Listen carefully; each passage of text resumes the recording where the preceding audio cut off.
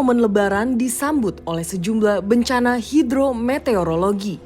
Di bulan Maret, hampir 20.000 penduduk terpaksa mengungsi akibat bencana banjir yang melanda Kabupaten Demak dan Kudus, Jawa Tengah. Sedangkan pada Minggu 24 Maret, hujan deras menyebabkan banjir bandang dan longsor di Kabupaten Bandung Barat, Jawa Barat.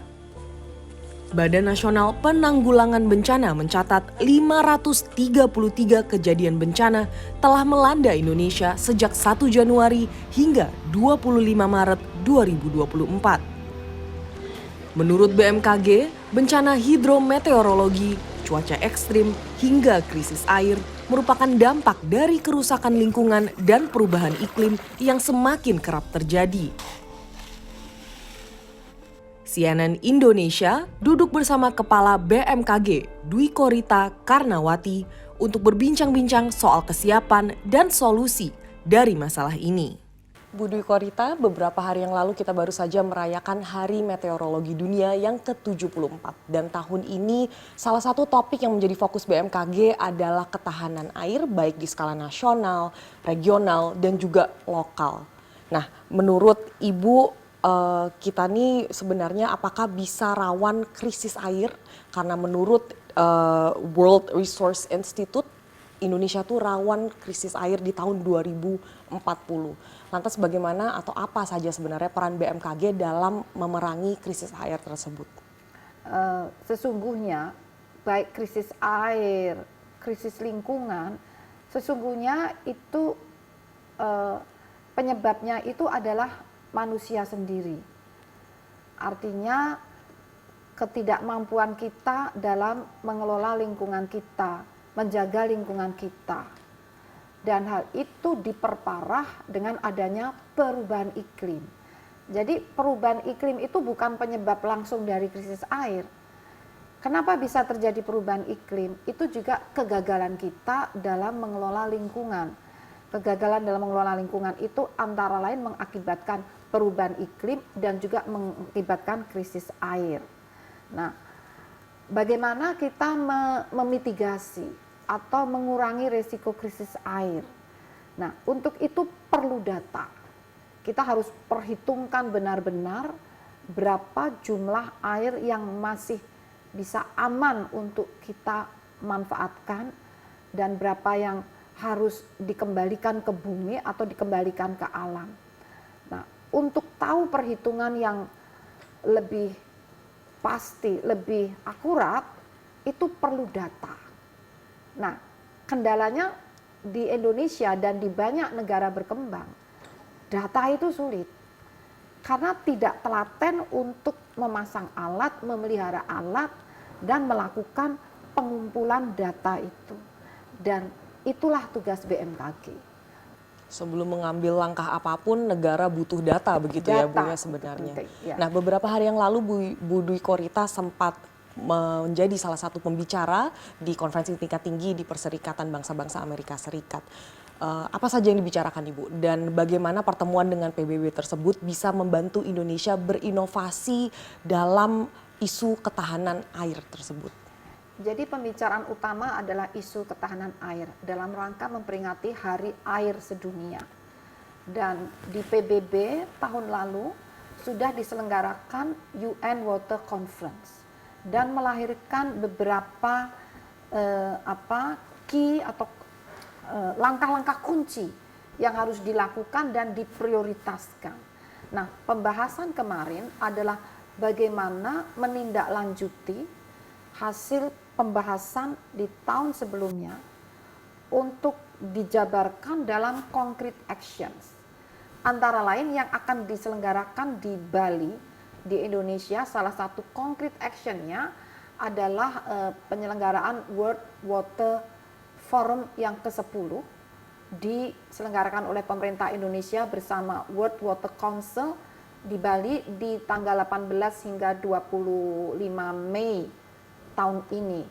Nah, di situ saya mewakili Indonesia menyampaikan bahwa kita ini sudah bukan saatnya lagi untuk mengingkari dari data itu sudah banyak data ditampilkan dari berbagai penjuru dunia bahwa kita sudah memang dalam kondisi krisis ya.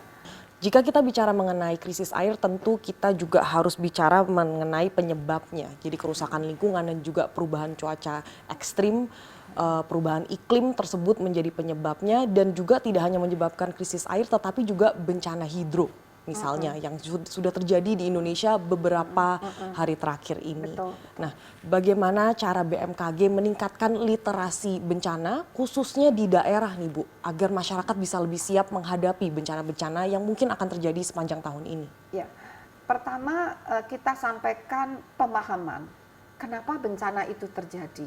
Ya, nah adanya bencana ini terutama bencana hidrometeorologi baik basah dan kering. Kadang-kadang kan yang dicarakan cuacanya. Oh ini karena perubahan iklim, ini karena cuaca. Sebetulnya cuaca dan perubahan iklim itu sifatnya hanya memperparah, membuat kejadiannya semakin dahsyat, semakin sering, dan durasinya semakin panjang. Itu peran cuaca iklim ya. Nah, tapi sesungguhnya kenapa terjadi bencana? Itu ya karena kita ini tadi kurang mampu menjaga lingkungan. Cara pemahaman ini kami lakukan melalui berbagai sekolah lapang. Antara lain kepada petani ya, kepada petani ini juga penting selain memahami kenapa bencana itu terjadi sehingga menjadikan seperti yang baru saja di Jawa Tengah ini padi-padi sekian ratus hektar itu gagal panen ya. Jadi bagaimana cara untuk kita tidak menimbulkan bencana dengan menjaga lingkungan, kemudian bagaimana cara beradaptasi dengan perubahan iklim itu mengakibatkan pergeseran musim sehingga waktu pola tanam itu juga akan berubah. Jadi kadang-kadang kita di musim hujan ternyata tidak terjadi hujan. Padahal yang kita tanam sudah terlanjur tanaman yang membutuhkan air hujan. Nah, kalau kita melihat berkaca pada 1 bulan belakangan ini memang tidak bisa dipungkiri bencana tuh banyak yang terjadi ya Bu ya. Misalnya banjir di Demak, Jawa Tengah, lalu kemarin ini gempa di Tuban, Pantura. Dari prediksi atau pantauan BMKG, bagaimana nih kondisi sepanjang tahun ini? Apakah memang rawan bencana? Ya, kalau tentang rawan bencana ya terus terang kami sudah menyampaikan di berbagai kesempatan, bahkan juga melaporkan langsung ke Bapak Presiden, masih rawan bencana hidrometeorologi basah. Saat ini transisi ini masih banyak banjir ya, longsor ini berarti basah. Dan nanti memasuki musim kemarau ini tidak serempak ya, berangsur-angsur. Ada yang mulai April, ada yang mulai Mei, Juni ya, tapi puncaknya secara umum di bulan Juli Agustus itu bencananya adalah kering. Namun kami juga memprediksi di sekitar bulan Juli, Agustus, September ya, itu kemungkinan ada La Nina lemah. Nah, La Nina lemah itu artinya La Nina itu ada uap-uap air, peningkatan pasokan uap-uap air di atmosfer ya, di udara, sehingga memacu pembentukan awan-awan hujan yang melampaui rata-ratanya. Sehingga itu harusnya musim kemarau. Kalau prediksi ini akan kita monitor terus ya, seberapa jauh itu dapat terjadi. Kalau itu terjadi, jadi kemaraunya itu saat terjadi La Nina akan lebih basah. Seperti itu. Kalau gempa ya masih kita selalu ini dalam 1 tahun tuh rata-rata bisa 10.000, 11.000 kejadian gempa dengan berbagai kekuatan. Demikian. Saat ini kita masih dalam fase bencana basah begitu ya Bu ya. Nah, lantas bagaimana dengan daerah pesisir khususnya? Karena sepertinya mereka yang paling rawan ini terkena dampaknya. Betul sekali. Di pesisir itu kenapa paling rawan? Terutama pesisir yang sering langganan bencana, katakanlah Jawa Tengah ya. Itu yang pertama, lahan di daerah pesisir itu memang secara alamiah lahan di sana terbentuk karena endapan banjir. Jadi secara alamiah kalau tidak terjadi perubahan iklim pun di musim hujan ya akan mengalami banjir karena ada sedimen yang tanah. Jadi dulu tuh di sana laut, Demak, Pati, Kudus, dulunya tuh masih laut. Tapi karena ada banjir dari darat yang ribuan tahun terjadi ribuan kali, membawa endapan-endapan terendapkan di laut itu akhirnya menjadi daratan. Makanya perlu infrastruktur tata kelola air. Nah, apakah pemerintah kita tidak membangun? Sudah ada, sudah dibangun. Namun membangunnya itu kan sudah puluhan tahun yang lalu. Dikala isu perubahan iklim tidak ada. Sehingga desain perhitungannya itu sudah diukur tapi mengasumsikan tidak terjadi perubahan iklim. Jadi infrastruktur yang ada di sana memang tidak disiapkan untuk menghadapi kondisi ekstrim. Kalau selain dari BMKG seperti apa Bu? Apakah warga sementara harus direlokasi bagaimana? Nah, tapi untuk selanjutnya, sekali lagi infrastrukturnya itu disesuaikan dengan adanya perubahan iklim. Nah, itu perlu data. Kami data sangat terbuka dan data kami ini ya secara otomatis itu kami punya platform bersamaan BMKG, PUPR dan Badan Geologi. Meskipun kami tidak saling bicara, data kami itu udah saling ketemu, terintegrasi. Itu sudah ada sistem hidrologi, hidrometeorologi dan hidrogeologi. Dari data itu tinggal dianalisis ya, sehingga dengan adanya prediksi perubahan iklim, prediksi ekstrim, desain tanggul akan diperbarui, jumlah pompa akan disesuaikan, tipe pompa akan disesuaikan, pintu-pintu air jumlahnya akan disesuaikan. Jadi multidimensi ya, aspek sosial masyarakat diliterasi ya, kemudian lingkungan dipulihkan kembali, penanaman kembali ya, pemumpaan air bawah tanah dibatasi atau dihentikan ya karena udah turun terus misalnya ya. Kemudian mangrove ditanam di pesisir ya. Kalau banjir rob itu bisa menahan ya. Tapi infrastruktur tata kelola air ini harus didesain ulang, diupdate menggunakan data-data yang sudah berbasis perubahan iklim itu. Nah itu cukup menarik Bu. Jadi daerah itu memang selama ini kita lihat hampir selalu telat merespon potensi bencana sampai kemudian harus jatuh korban dulu baik harta maupun jiwa begitu. Nah kemarin ini sempat ada salah satu kepala daerah yang mengatakan namanya juga bencana tidak diharapkan begitu. Padahal kan datanya sudah ada semua ya seperti Ibu bilang. Bagaimana nih tanggapannya Ibu? Ya artinya jadi begini. Ini yang kami amati ya, tidak hanya terjadi di Semarang ya, tidak hanya terjadi di wilayah itu. Di banyak area, kalau kami menyampaikan peringatan dini, sering yang menerima itu dianggapnya itu Ji udah biasa lah hujan ekstrim ya. Tidak bisa membayangkan bahwa ekstrimnya itu ekstrim itu yang sampai mereka kewalahan gitu loh. Nah seperti itu lah. Lalu kami juga mencoba menyampaikannya juga ekstrim, ya kan? Nah, lalu dikatakan ini menakut-nakuti gitu. Jadi memang risk communication itu very challenging.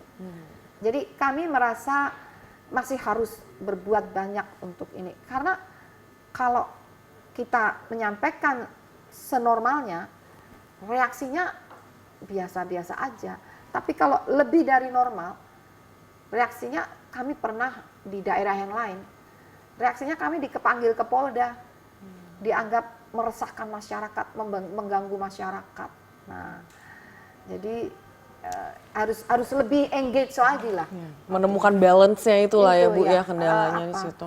Istilahnya formula yang pas itu kita adjust terus menerus. Tapi ini kan pelajaran ya. Dan memang benar dulu yang banjir Jakarta itu peringatan dininya udah sebulan sebelumnya, udah ketahuan sebetulnya. Diulangi sampai seminggu sebelumnya, diulangi sampai 3 hari sebelumnya, dan mengumumkannya bersama kepala BNPB waktu itu. Kita memang sangat disayangkan di momen Lebaran ini kita malah dibuka ya dengan sejumlah kejadian bencana basah yang seperti tadi Ibu bilang, lalu juga ada bencana gempa. Mungkin ada saran dari BMKG, Bu, apa yang harus diwaspadai para pemudik karena kita 2 minggu lagi momen hari raya Lebaran, apa yang harus mereka waspadai saat mereka pulang ke kampung halamannya? Iya, jadi sebelum Lebaran itu sebelum hari hanya, kami memprediksi di beberapa wilayah, bukan di sebagian besar. Beberapa wilayah itu misalnya di Jawa Barat, di sebagian Jawa, ya, kemudian di Kalimantan Barat, itu datanya ada semua, selalu kami sampaikan, itu akan mengalami hujan dengan intensitas ringan hingga sedang. Namun, sewaktu-waktu karena dinamika Nusantara ini sangat tinggi ya, pengaruh dari Samudra Pasifik, Samudra Hindia, bisa terdeteksi adanya bibit siklon tropis. Nah, kalau ada gangguan semacam itu sewaktu-waktu, kita bisa mendeteksi sekitar 3 hari hingga seminggu sebelumnya, itu kami akan berikan peringatan dini. Menurut prediksi BMKG, cuaca di hari H Lebaran 10 April mendatang adalah hujan dengan intensitas ringan hingga cerah berawan. Masyarakat yang ingin mengantisipasi kondisi cuaca bisa memonitor aplikasi dan media sosial BMKG atau menghubungi 196 untuk informasi cuaca sedini mungkin. Tim Liputan CNN Indonesia, Jakarta.